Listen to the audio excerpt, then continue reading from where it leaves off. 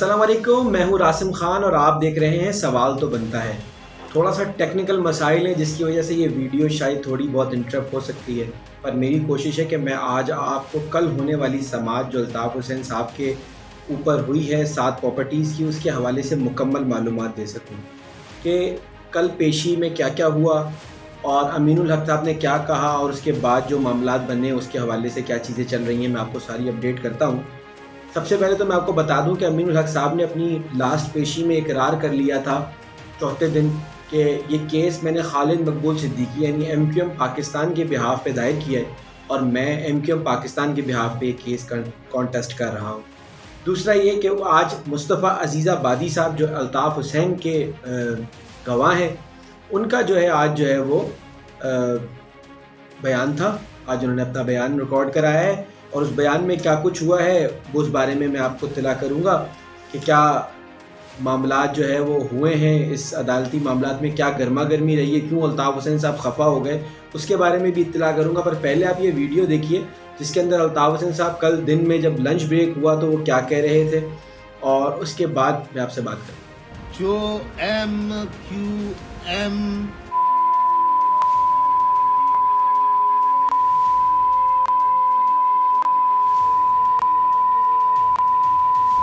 آج وہ پاکستان میں پریس کانفرنسیں کر کے انٹرویوز دے کے اپنی صفائیاں پیش کر رہے ہیں کہ ہم نے یہ نہیں کہا، ہمارا مطلب یہ نہیں تھا۔ آج پھر قوم کو، مہاجروں کو دھوکہ دے رہے ہیں کہ ہم مہاجروں کے بڑے ہمدرد تھے۔ میں ان مہاجروں سے کہتا ہوں خاص طور پہ کہ یہ قائد سے غداری کر چکے ہیں، یہ اب مہاجر قوم کے دوست نہیں، یہ غدار ہیں اور دشمن ہیں، اور مہاجر قوم کے دشمنوں کے ساتھ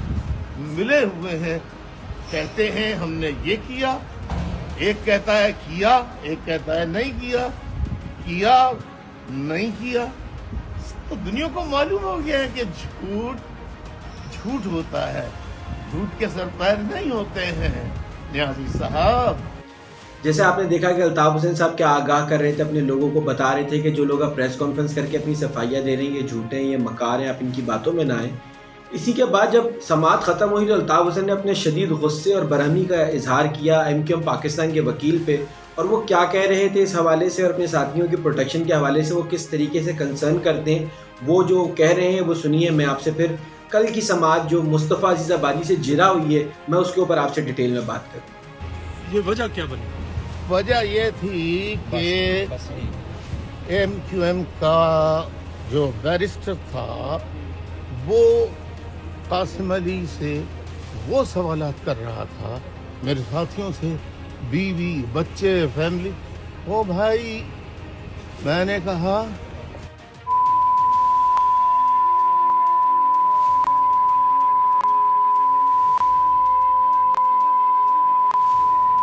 I cannot allow this to expose the hiding place of my people and their families. I will not allow. میں کسی قیمت پر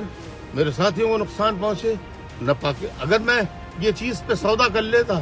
تو یہ ایم کیو ایم پی کے جو غدار ہیں مہاجر قوم کے، میں ان کی طرح سے وہاں نہیں رہ سکتا تھا، بڑے بڑے ڈیفنس کے گھروں اور محلات میں نہیں رہ سکتا تھا۔ میں نے قوم کا سودا نہ کیا نہ کروں گا۔ اب وہ اللہ کو جواب دیں گے کہ انہوں نے پہلے میرے سامنے میرے ساتھیوں کے سامنے قرآن پہ ہاتھ رکھ کے متعدد بار تجدید عہد وفا کیا ہے، اور برٹش کورٹ کے سامنے قرآن پر ہاتھ رکھے یہاں کیا کہا اور پاکستان میں کس طرح قوم کو بیوقوف بنا رہے ہیں۔ پاکستان کا بچہ چاہے وہ کسی بھی مہاجر ہوں یا غیر مہاجر ہوں، پنجابی ہوں، سندھی ہوں، بلوچی، سرائکی، پختون، بلوچ، کوئی بھی ہو، سب سمجھ چکے ہیں کہ الطاف حسین کے خلاف کیا سازش ہے۔ میں जैसे मैंने अभी ऊपर चंद साफी दोस्तों से बात कर रहा था, कहा था कि मैं देखिए लोग समझते हैं पंजाबियों के खिलाफ जितने कराची में पंजाबी महाजिर पठान महाजिर फसादात कराए वो सब खुदा की कसम ISI ने कराए। और आज जो कहा जा रहा है हम न्यूट्रल हो गए हैं, तो न्यूट्रल होने के बाद आज तक मेरे घर पे ताला कैसे है? दूसरे ये कि मुझे मियां नवाज शरीफ साहब से आपके तवज्जुह से ये पैगाम पहुंचाना है। मियां नवाज शरीफ साहब, देखिए कल तक आप कहते थे वोट को इज्जत दो, फौज से हाथ मिलाकर आप मुझे जवाब दे सकते हैं कि आपकी हुकूमत है। नायका का कार्ड बनाने के लिए मैंने जमा कराया, वजीर दाखिला वजीर खारजा आपका है। मेरा नायका कार्ड, पाकिस्तान का पासपोर्ट अभी तक नाइकॉम शनाख्ती कार्ड क्यों नहीं बना? क्या आप जवाब दे सकते हैं? 2 दफा 2014 में और अब दोबारा जमा कराया, किराए में भी। उसके लिए फिर देखिए मेरे पाबंदी 2015 से, उसके खिलाफ दरखास्त दायर की निसार पवर ने, तो निसार पवन को गिरफ्तार कर लिया उसी रात। जी कल मुस्तफ़ा अजीज़ाबादी साहब से जिरा हुई और मुस्तफ़ा अजीज़ाबादी ने जो है वो बयानात दिए अपने, जो उनसे सबसे पहले जो सख्त सवाल किए गए, बहुत सारे सवाल किए जिसके उन्होंने जवाब दिए। जो उनसे सबसे पहले सख्त सवाल किया गया वो ये किया गया कि 23 अगस्त को जो अल्ताफ़ हुसैन साहब का बयान मंसूब किया जाता है कि उन्होंने अपने तमाम इख्तियारात जो है वो पार्टी को दे के रिज़ाइन कर दिया था, तो मुस्तफ़ा अजीज़ाबादी साहब ने इसकी शदीद मुखालफत की और उन्होंने कहा कि अल्ताफ़ भाई ने 23 तारीख को कोई रिज़ाइन नहीं दिया था और अल्ताफ़ हुसैन साहब ने 23 तारीख को ये हक़ जो पार्टी की पॉलिसी या तंजीम साजी का हक़ है, ये MQM पाकिस्तान की, सॉरी मैं माजरत चाहता हूँ, तस्सीह करूँगा, MQM की राब्ता कमेटी को दे दिया था। अब MQM की राब्ता कमेटी समझ लीजिए कि MQM की राब्ता कमेटी कौन सी, जो MQM की राब्ता कमेटी कराची में है और जो MQM की राब्ता कमेटी लंदन में, इन दोनों के लिए फैसला था, ये दोनों मिलजुल के फैसला करेंगे। पर इसके बरअक्स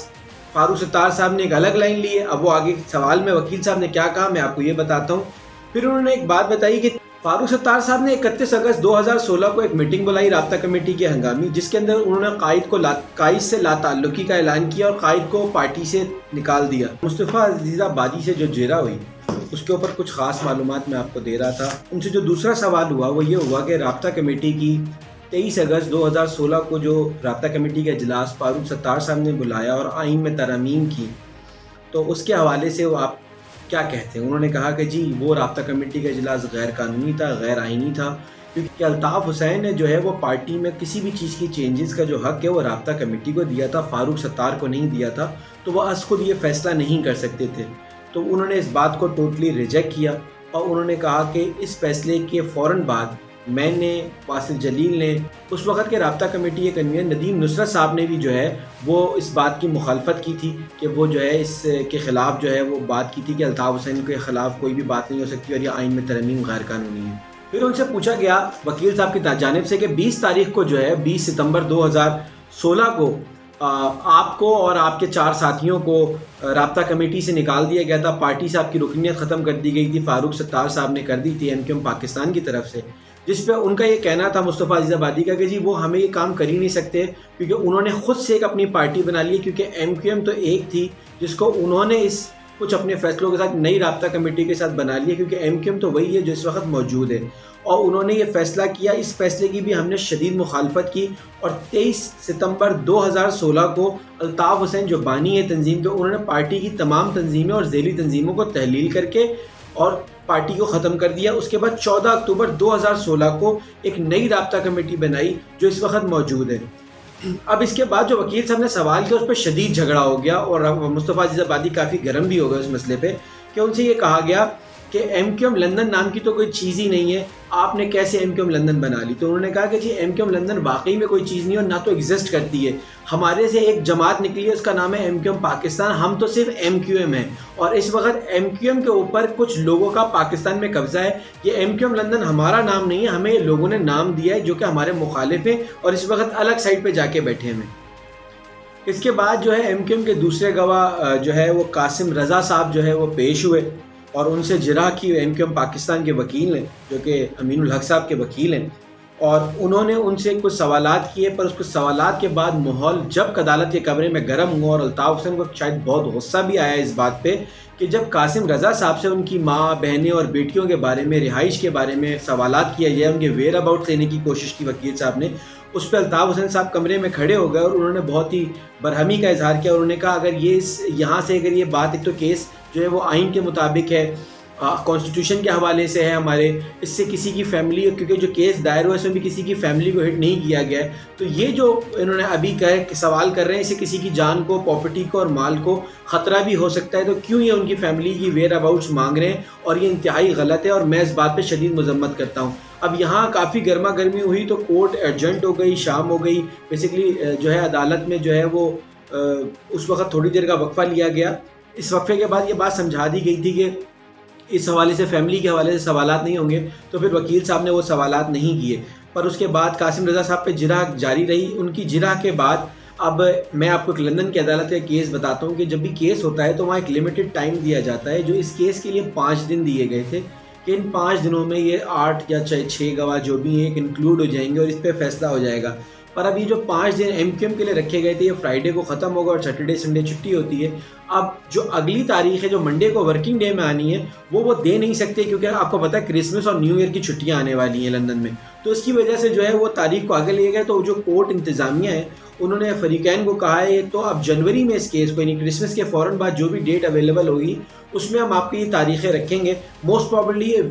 جنوری کے پہلے یا دوسرے ویک میں یہ ہو جائیں گی، اور اس پہ جس طریقے کی اپڈیٹس ہوتی رہیں گی وہ اپڈیٹس میں آپ کو دیتا رہوں گا، کیونکہ بات یہ ہے کہ یہاں جو کچھ MQM پاکستان نے اب تک کیا ہے وہ انہیں فائر بیک ہی کر چکا ہے، اور اب پتہ نہیں کتنے دنوں میں یہ اور اس بارے میں رزلٹس آئیں گے کہ جب یہ کیس کی ہیئرنگ دوبارہ شروع ہوگی اور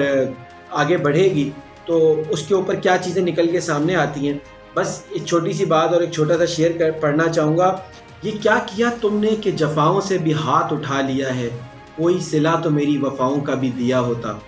اب میں بس اس شیئر کے ساتھ اپنے پروگرام کو ختم کروں گا۔ انشاءاللہ اگلے بلاگ میں جو بھی اس پہ اسپیشل اپڈیٹ ہوگی وہ میں آپ کو دیتا رہوں گا۔ جب تک کے لیے مجھے اجازت دیجیے گا۔ اللہ حافظ۔ پاکستان زندہ باد۔